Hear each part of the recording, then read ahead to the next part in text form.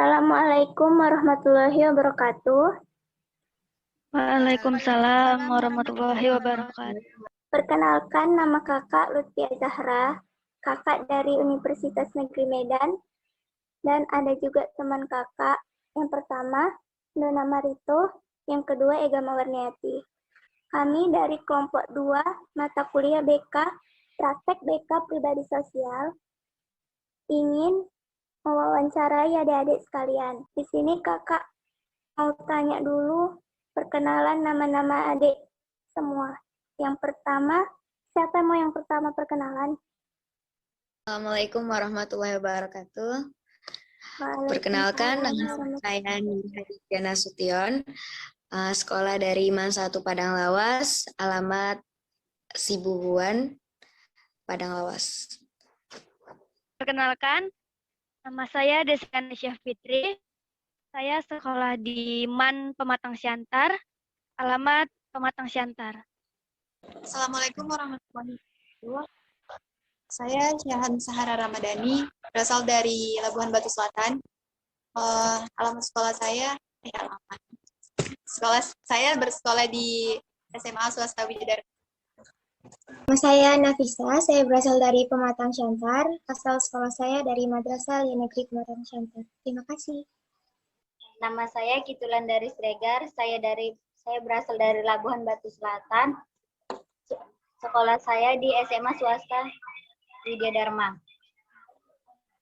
Saya yang bernama Esther Agustina dari Labuhan Batu Selatan, sekolah SMA Swasta Widya Dharma. Terima kasih, Kak. Assalamualaikum warahmatullahi wabarakatuh. Perkenalkan, nama saya Rini Faujia. Saya dari Labuhan Batu Selatan, sekolah saya di SMA Swasta Widya Dharma. Baiklah adik-adik, pertanyaan yang akan ditanyakan kakak serahkan ke kawan kakak, Ega Mawarniati. Baik, kakak akan menanyakan pada adik-adik. Ini kakak nanya yang di depan saya dulu ya, yaitu Dija Nasution.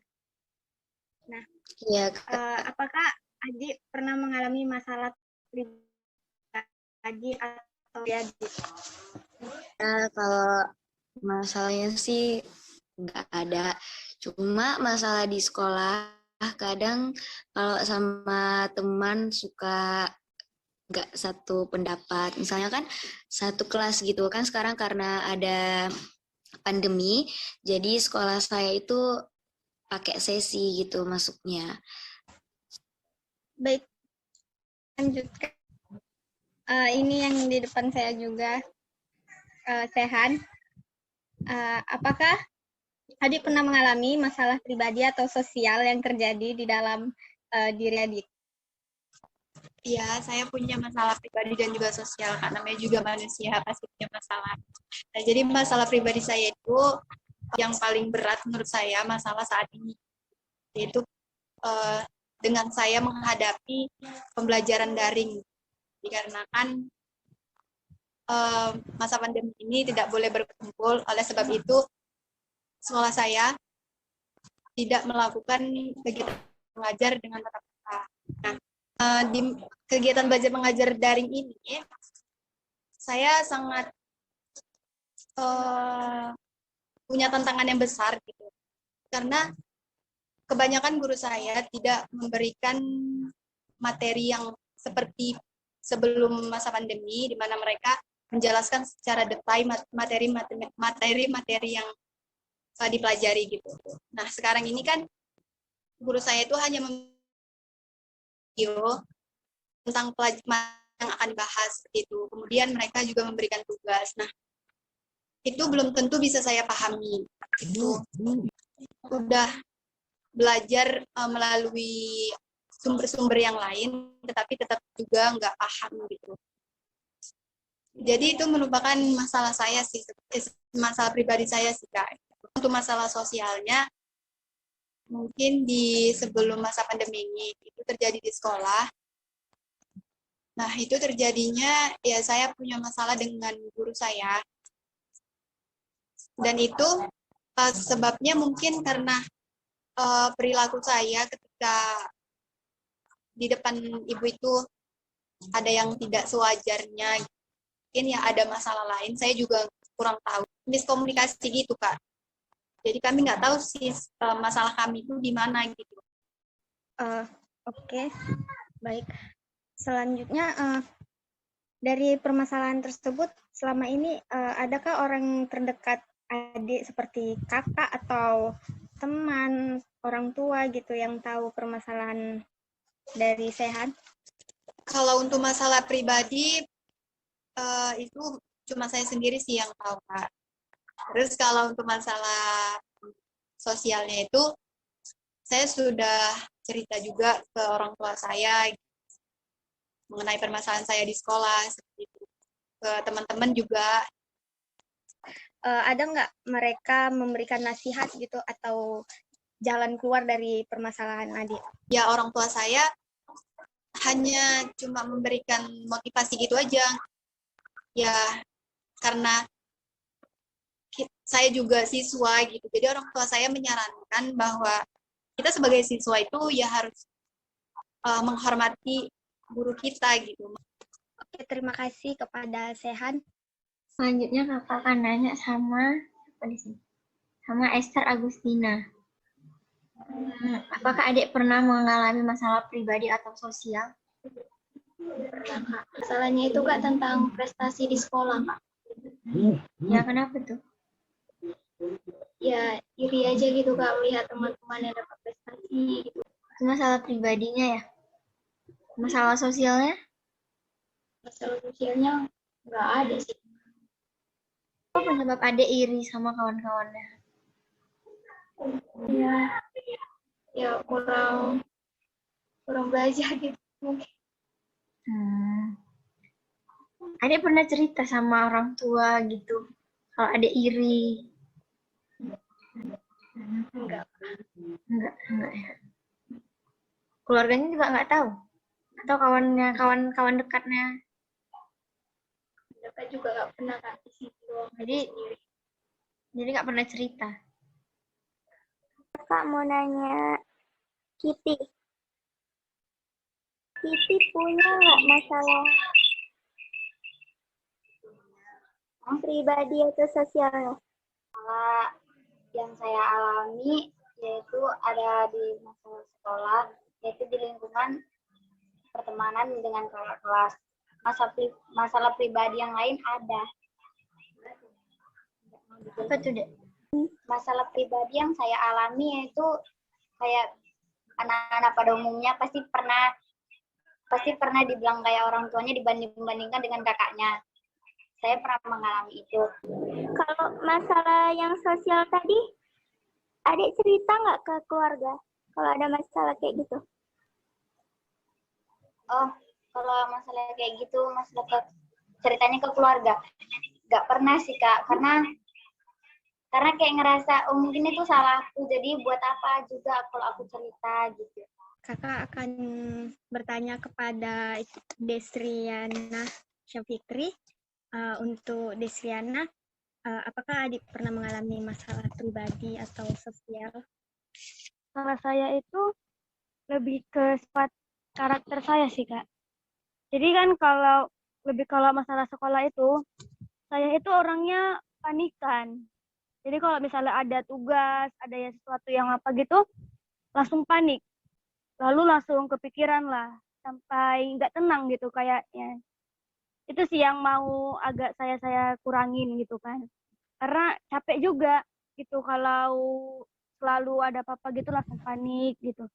Lalu kalau yang sosial, saya itu termasuk yang introvert, orang introvert. Jadi saya susah untuk bersosialisasi sama teman-teman baru gitu. Itu aja sih kalau masalah saya. Nggak ada yang masalah-masalah yang berat gitu. Jadi kayak misalkan dari masalah sosial itu, Desriana orangnya introvert ya kan. Jadi kakak atau orang tua tahu dengan masalah itu? Tahu, kalau keluarga tahu semua gitu sifat saya gimana sama orang baru. Soal masalah pribadi tahu atau enggak? Saya orang yang termasuk nggak pernah cerita tentang masalah pribadi gitu sih. Jadi dipendem gitu aja. Oke. Terus orang tua kan tahu tadi masalah sosialnya. Kalau Desriana itu introvert susah gitu berkolaborasi dengan yang lain kayak. Tapi dari masalah sosial tadi kan Desriana introvert ya kan, sulit gitu bergabung sama teman-temannya, maunya yang teman yang dulu aja gitu, jadi susah nyari kawan. Orang tua ada nggak memberikan nasihat kepada Desriana soal masalah sosial itu, atau ngasih masukan gitu biar kawannya banyak, nggak lagi introvert gitu? Kalau nasihat pasti ada ya Kak. Kayak disuruh, ayo lebih bergabung lagi gitu. Lebih suka, jangan di rumah aja gitu. Itu ada sih memang, selalu dibilang gitu. Terus kalau kumpul keluarga, pasti selalu disuruh gabung gitu kan. Tapi ya gimana ya, susah memang. Oke, terima kasih kepada Desriana. Nafisa. Nafisa, Ya, Kak. ya kakak mau nanya, adik punya masalah pribadi atau sosialnya nggak? Enggak sih, Kak. Sejauh ini kalau masalah pertemanan, sekolah, keluarga, itu aman-aman aja. Kalau masalah pribadinya? Pribadi sih nggak ada juga sih, Kak. Nggak ada yang sampai rumit, ribet kali gitu juga nggak ada. Di keluarga juga aman-aman aja. Berarti aman-aman aja ya? Ya, makasih ya, Dek. Ya, Kak. Sama-sama. Baiklah, sekian dari wawancara kakak-kakak. Selanjutnya, wawancara yang selanjutnya, adik-adik boleh kan kakak minta tolongnya lagi? Boleh, Kak. Wawancara hari ini sampai sini aja. Makasih buat adik-adik yang udah mau ikut gabung nge-Zoom sama kakak. Kita akhiri. Assalamualaikum warahmatullahi wabarakatuh. Waalaikumsalam. Waalaikumsalam warahmatullahi wabarakatuh. Malam. Malam. Assalamualaikum warahmatullahi wabarakatuh. Warahmatullahi wabarakatuh. Di sini kami mau memperkenalkan diri kami dulu, Bu. Kami mahasiswa Unimed yang ingin mewawancarai Ibu mengenai permasalahan yang ada di siswa tentang pribadi dan sosialnya. Pertama, saya Lutfi Zahra dan teman saya Dona Marito juga Ega Mawarniati. Kami mau berterima kasih kepada Ibu yang mau berkenan nge-Zoom dengan kami. Yang pertama, pertanyaan pertama akan dimulai dengan Ega. Dari Ega. Baiklah, pertanyaan yang pertama akan saya tanyakan kepada Ibu. Masalah-masalah apa saja yang sering Ibu masalah-masalah apa saja yang sering Ibu tangani selama di sekolah, Bu?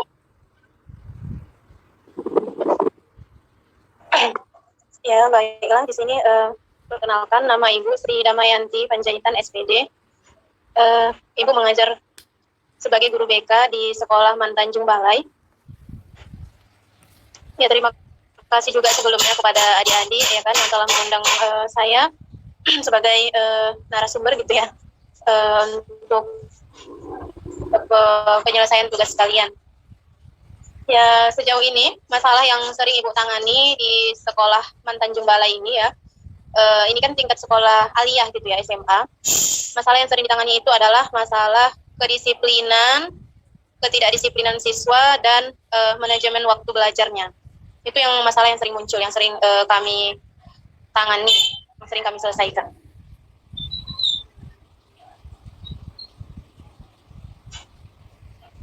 Kalau masalah pribadi atau sosialnya apa saja tuh?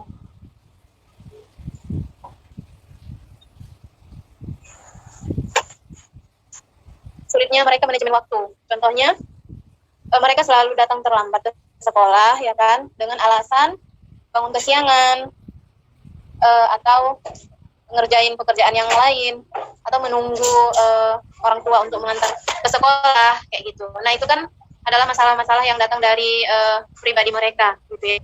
Sulitnya mereka untuk manajemen waktu dengan baik, itu masalah pribadinya. Kalau masalah sosial itu, ya ada beberapa siswa memang mereka sulit untuk melakukan interaksi sosial dengan baik ya, sehingga mempengaruhi proses belajar mereka. Contohnya seperti ketika ada siswa yang kurang mampu menyelesaikan tugasnya, jadi saya sebagai guru BK sering ngasih solusi adalah dengan bekerja sama dengan teman kayak gitu ya, kerja atau diskusi dengan teman supaya untuk memudahkan penyelesaian dari tugas si siswa tadi gitu ya. Tapi siswa ini sendiri sulit untuk melakukan itu gitu. Jadi ada batasan-batasan interaksi sosial yang terdapat di dalam diri siswa tadi. Mungkin itu. Kalau muridnya sering bandel bolos sekolah, itu cara ibu nangani muridnya itu kayak mana? Kita kan juga menerapkan yang namanya SPO. SPO itu surat panggilan orang tua itu kita lakukan ya, kita kirimkan ke orang tua ketika si anak tadi melakukan kesalahan yang sama sebanyak 3 kali. Seperti itu. Nah, jadi kita kasih SPO ya kan, kita suruh orang tuanya hadir dan siswa juga ya ikut hadir ke sekolah. Nah, itu kita lakukan yang namanya konferensi kasus lah ya kan, bersama juga dengan wali kelas seperti itu. Nah, ketika SPO sudah dilakukan, SPO pertama sudah dilakukan tapi belum ada perubahan, maka kita lakukan SPO yang kedua. Gitu, sampai SPO yang ketiga. Kalau nggak ada perubahan juga, maka kita lakukan yang namanya home visit, kunjungan rumah. Ya, kunjungan rumah yang tujuannya adalah untuk mengetahui secara pasti apa dan bagaimana sih sebenarnya kondisi real yang dialami siswa itu. Seperti itu.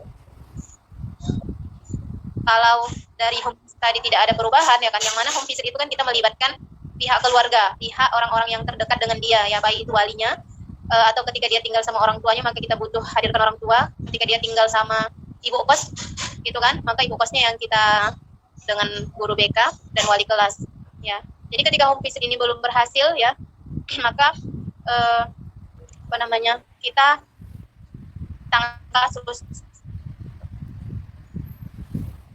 alih tangan kasus ini, kita alih wakil kepala sekolah bidang kesiswaan. Mungkin itulah ending penyelesaian dari guru BK untuk murid yang kategori bandel tadi. Apakah Ibu pernah melakukan bimbingan kepada siswa tersebut? Memang itulah kewajibannya, melakukan bimbingan sosial atau bimbingan pribadi ya kan kepada siswa. Kapan itu dilakukan? Setelah masalah tadi muncul, seperti itu. Dilakukan di luar pembelajaran. Terima kasih, Bu. Sama-sama. Seperti apa yang diberikan sama siswa yang kena masalah pribadi sama sosialnya tadi? Sejauh ini ya kan, karena memang kami sebagai guru BK pun tidak mendapatkan jadwal untuk masuk ke dalam kelas, artinya dalam memberikan layanan-layanan itu kan kurang gitu ya mereka dapatkan. Siswa-siswa itu nggak mendapatkan itu. Kalau kita masuk ke kelas kan mungkin kita bisa memberikan layanan-layanan informasi ya, pokoknya berbagai macam layanan yang lain, tapi sebatas bimbingan atau pilihan-pilihan gitu ya. Kita kan sebagai guru BK memberikan pilihan-pilihan kepada siswa terhadap permasalahan yang dia alami, seperti itu. Nggak langsung ngasih solusi tapi ngasih pilihan-pilihan ya. Sekolah Ibu kalau daring gini siswanya nge-zoom atau enggak? Kegiatan belajar mereka itu, yang pertama itu ada via Zoom, yang kedua via GCR ya, Google Classroom, dan pendampingan sekali seminggu. Pendampingan yang dimaksud itu adalah mereka datang ke sekolah hanya 1 jam saja dengan tujuan mengumpul dan mengambil tugas. Jadi selama 6 hari ya, 5 hari mereka di rumah, mereka mengerjakan tugas dan 1 hari dalam seminggu mereka datang ke sekolah untuk mengumpulkan tugas itu kembali. Baiklah, terima kasih kepada Ibu Sri Damayanti yang sudah mau berkenan bersama kami. Kalau ada urusan lagi, kami boleh minta tolong sama Ibu lagi kan, Bu? Insya Allah boleh, dikabari aja nanti, mana tahu ya kan, tabrakan waktunya kan kasihan. Pokoknya sebelum ada urusan yang lain, dikabari aja nanti ya. Ya, Bu. Udah masuk ya. Terima kasih ya, Bu. Ya, sama-sama. Ya, udah ya. Assalamualaikum. Waalaikumsalam. Assalamualaikum warahmatullahi wabarakatuh. Waalaikumsalam warahmatullahi wabarakatuh. Waalaikumsalam warahmatullahi wabarakatuh. Selamat malam semua. Sebelum kita memulai layanan bimbingan konseling, sebaiknya kita berdoa semoga dilancarkan pada hari ini. Saya akan memimpin doanya. Bismillahirrahmanirrahim. Ya Allah, terima kasih atas nikmat yang Kau berikan sehingga kami dapat melaksanakan layanan bimbingan kelompok ini. Ya Allah, semoga diberi kelancaran dan keberkahan atas kegiatan yang telah kami lakukan pada malam hari ini. Ya Allah, semoga menjadi manfaat yang baik untuk kami dan dapat kami lakukan di keseharian kami. Amin, amin, ya rabbal alamin. Sebelum ke tahap selanjutnya, ada baiknya kami memperkenalkan diri kami dulu. Saya Lutfia Zahra, teman saya Dona Marito dan Ega Mawarniati. Selanjutnya, kakak akan memberitahu pengertian bimbingan kelompok. Adik-adik, hari ini kegiatan yang dilakukan merupakan layanan bimbingan kelompok. Bimbingan kelompok ialah salah satu bentuk layanan yang digunakan dalam kelompok dengan memanfaatkan dinamika kelompok. Tujuan dari bimbingan kelompok ini, yang pertama, melatih kita agar berani mengeluarkan pendapat di hadapan teman-teman. Yang kedua, melatih kita untuk bersikap terbuka dalam kelompok. Yang ketiga, melatih untuk dapat membina keakraban, melatih kita untuk mengendalikan diri, dan melatih kita untuk bersikap tenggang rasa dengan orang lain dan menemukan alternatif pemecahan topik yang dibahas. Tata cara pelaksanaannya ada 3. Yang pertama, semua anggota yang ada di sini diharapkan aktif berpendapat. Pendapat tidak ada yang salah dan tidak ada yang disalahkan, dan tunjuk tangan terlebih dahulu sebelum memulai pendapat. Selanjutnya, tahapan peralihan. Topik yang akan kita bahas di sini adalah ketidakdisiplinan selama pembelajaran daring. Selanjutnya, kakak serahkan ke Ega Mawarniati. Ega, silakan dijelaskan. Baiklah teman-teman, selanjutnya saya akan melanjutkan ke tahap berikutnya, yaitu ketidakdisiplinan selama pembelajaran daring. Nah, sebelum saya menjelaskan secara rinci mengenai pengertian dari disiplin, adakah yang ingin mau berpendapat apa itu pengertian dari disiplin? Bagaimana? Baiklah, jika tidak ada yang ingin berpendapat, maka saya akan menjelaskannya. Disiplin itu merupakan sikap untuk mematuhi aturan dengan melaksanakan sesuatu dengan tepat dan penuh rasa tanggung jawab. Kemudian disiplin juga merupakan latihan yang bertujuan mengembangkan diri agar dapat berperilaku sesuai dengan tata tertib yang ada. Pentingnya topik ini dibahas yaitu karena mampu memastikan apa yang kita inginkan dalam hidup ini tercapai pada waktu yang tepat. Adapun dampak ketidakdisiplinan, yaitu kita akan kesulitan dalam mengatur waktu, membuat rasa percaya diri menjadi rendah, dan sulitnya untuk meraih prestasi di sekolah. Nah, jadi adapun solusi mencegah ketidakdisiplinan, yaitu menetapkan tujuan atau target yang ingin dicapai, membuat urutan prioritas hal-hal yang ingin kita lakukan, atau membuat jadwal kegiatan secara tertulis. Nah, baiklah, kepada teman-teman semua, apakah ada yang masih belum dipahami? Atau apakah sudah ada yang paham? Baiklah, selanjutnya akan saya serahkan kepada Saudari Dona. Baiklah adik-adik, kegiatan kita sudah hampir berakhir. Kakak ingin bertanya, kesan apa saja yang adik-adik dapatkan dari kegiatan hari ini? Kesan dari Dija senang karena mendapatkan ilmu baru. Oh iya, si adik. Yang lain kayak mana? Dek, adik-adik. Dari Sehan. Dari Desriana ya. Senang Kak karena dapat mengetahui trik-trik lebih untuk belajar disiplin. Yang makasih Adek. Ada lagi yang ingin berpendapat? Yang ingin memberi kesannya? Dari Sehan. Jadi kesan yang saya dapat dari kegiatan ini yaitu saya dapat pengetahuan lebih mendalam mengenai apa itu disiplin dan pentingnya disiplin dalam kehidupan. Serta saya senang membahas mengenai kedisiplinan. Karena menurut saya kedisiplinan ini sangat penting untuk dibahas untuk semua orang, terutama siswa SMP dan SMA. Begitu juga siswa SD harus ditanamkan sikap disiplin agar mereka lebih meningkatkan kedisiplinannya untuk ditingkatkan yang lebih tinggi. Terima kasih. Terima kasih kembali, Dek. Pertemuan selanjutnya, kapan lagi kegiatan ini kita lakukan? Adakah yang ingin berpendapat? Apakah ada yang setuju minggu depan? Kita laksanakan minggu depan ya. Ya, Baik ya. Baiklah adik-adik, untuk mengakhiri kegiatan ini, marilah kita berdoa menurut agama dan kepercayaan kita masing-masing. Di sini kakak akan memimpin. Bismillahirrahmanirrahim. Ya Allah, ya Tuhan kami, hari ini kami telah selesai melakukan BKP dengan topik ketidakdisiplinan selama pembelajaran daring. Terima kasih atas kelancaran yang Engkau berikan kepada kami sehingga kami dapat melakukan kegiatan ini dengan baik.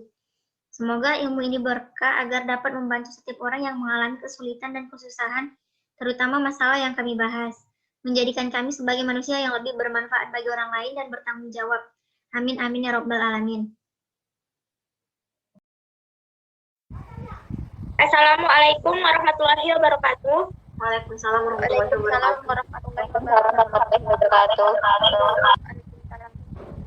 Baiklah, di sini kami ingin melanjutkan praktek BK sosial yang akan dimulai dengan Saudari Ega. Saudari Ega dipersilakan. Baiklah, terima kasih kepada Saudari Lutfi Azahra.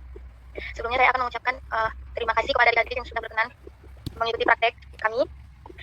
Sebelum memulai, marilah kita berdoa bersama. Doa akan saya pimpin. Sekalian silahkan menyesuaikan.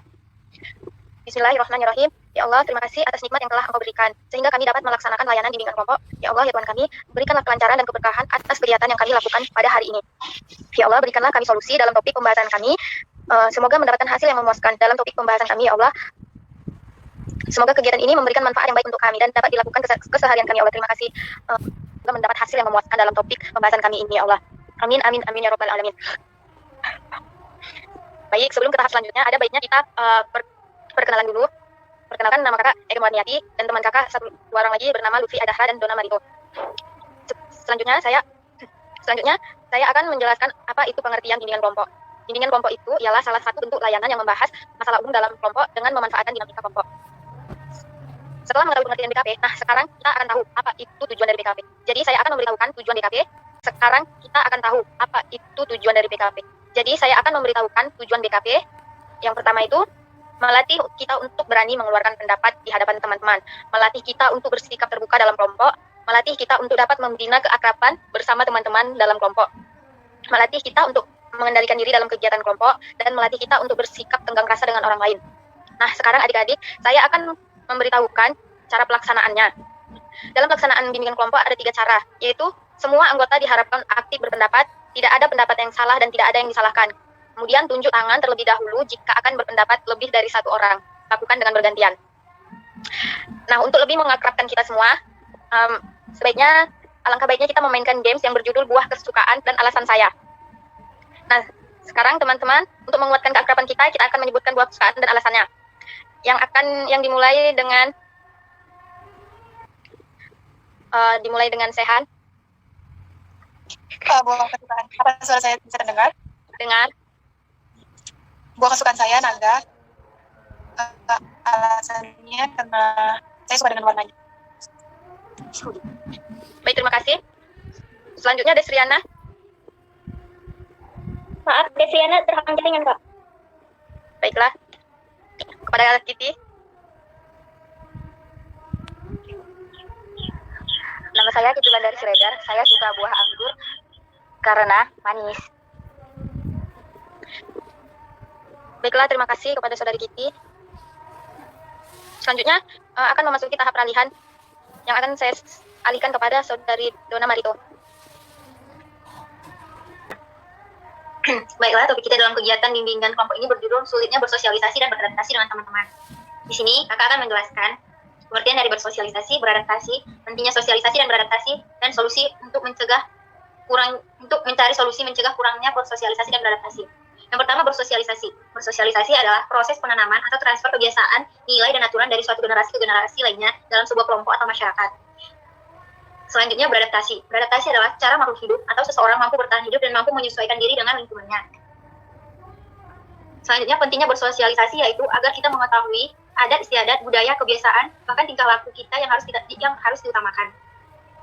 Selanjutnya, pentingnya beradaptasi, yaitu karena manusia adalah makhluk sosial dan sebagai makhluk sosial yang tidak mungkin hidup sendiri, maka kita selalu membutuhkan orang lain. Oleh karenanya, manusia harus beradaptasi dengan lingkungannya. Selanjutnya, faktor penyebab kurangnya seseorang bersosialisasi adalah terjadinya proses sosialisasi yang tidak sempurna. Contohnya, setiap siswa dididik oleh guru untuk tidak menyontek, namun siswa tersebut melanggarnya. Yang kedua, orang tua juga dapat menjadi salah satu penyebab mengapa seseorang susah bergaul dengan teman. Hal ini dikarenakan anak mungkin kurang memiliki aktivitas kegiatan yang melibatkan interaksi sosial si anak di luar sekolah. Yang ketiga, memiliki rasa malu yang tinggi. Selanjutnya, faktor penyebab ketidakmampuan seseorang dalam beradaptasi adalah yang pertama,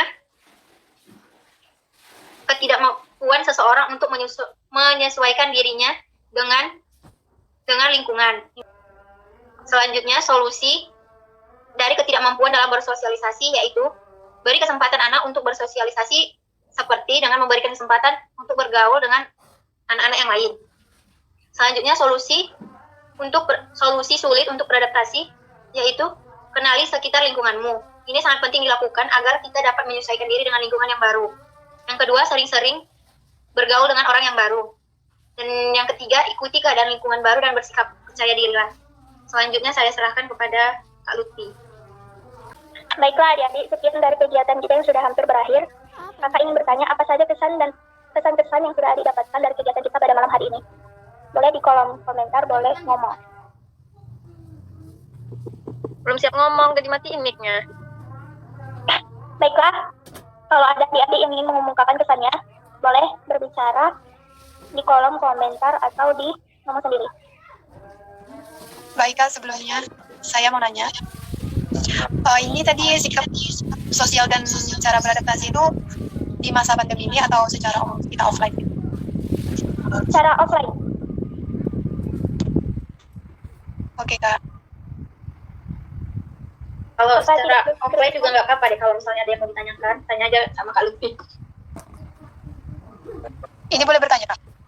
Boleh deh, boleh.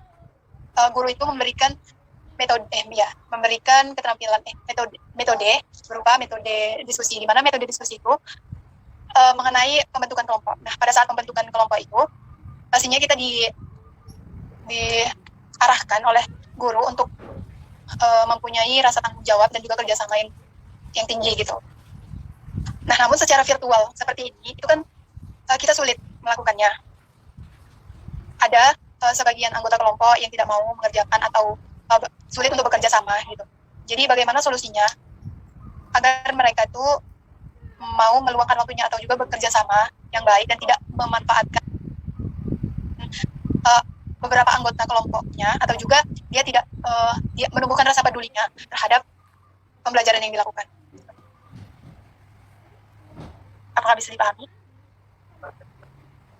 Baiklah, Kak Dona bisa dijawab pada itu. Baiklah, menurut kakak, kalau misalnya ada kawan yang nggak mau berbagi, yang nggak mau mengerjakan bagiannya, menurut kakak perlu diancam aja. Misalnya, nanti namanya nggak usah dimasukin gitu. Pasti dia bakalan mau ngerjain. Mau nggak mau pasti dia bakal ngerjain bagiannya. Bagaimana Kak Lutfi? Ada tambahan? Iya, sama aja dia. Saya ingin menambahkan, kalau menurut aku nih, Sehan itu ngomong gitu, di saat misalnya ngejum sama gurunya, bilang langsung ke gurunya gitu. Bahwasannya juga nggak apa-apa. Sehan itu ya lebih banyak nggak kerja Bu gitu. Saya kurang ikut berpartisipasinya, jadi biar kayak tahu aja gitu gurunya, dan gurunya itu bisa mencatat nama anggota kelompok yang tadi itu.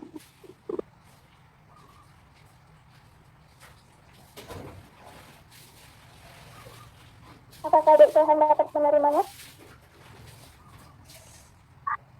Kalau solusi yang kayak, kalau misalnya tadi kan tambahan dari Kak Ega itu diomongkan secara langsung gitu dengan gurunya. Nah itu kan sama saja kayak menjatuhkan dia gitu. Jadi menurut saya, apakah ada solusi yang lain selain itu?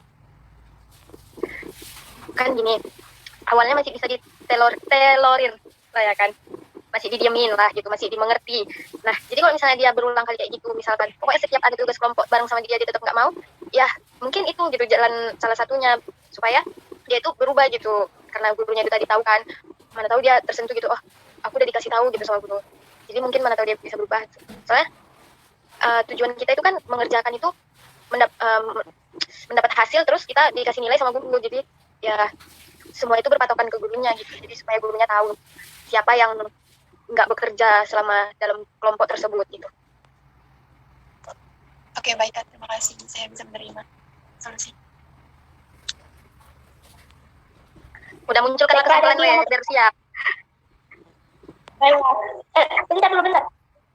Apakah adik-adik ada yang mau memberikan kesannya?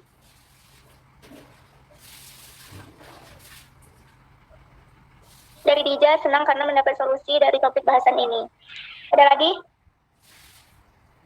Baiklah, kalau nggak ada, untuk pertemuan selanjutnya, karena kita topik ini. Minggu depan, Kak. Oke, minggu depan. Untuk mengakhiri kegiatan ini, saya mengakhirinya dengan berdoa. Mari kita berdoa, dan saya akan pimpin doanya. Ya Allah, ya Tuhan kami, hari ini kami telah selesai melakukan dengan topik pokok pribadi dan sosial dengan topik ketidakdisiplinan dan juga sulitnya bersosialisasi dan beradaptasi. Terima kasih atas kelancaran yang telah diberikan, dan semoga ilmu ini menjadi berkah agar dapat membantu setiap orang dan menjadikan kami sebagai manusia yang baik, yang lebih bermanfaat lagi bagi banyak orang. Amin amin ya robbal alamin. Baiklah, kegiatan hari ini Kakak tutup. Terima kasih kepada adik-adik yang sudah mau berkenan. Kakak tutup dengan wabillahi taufiq wal hidayah. Assalamualaikum warahmatullahi wabarakatuh. Waalaikumsalam warahmatullahi wabarakatuh.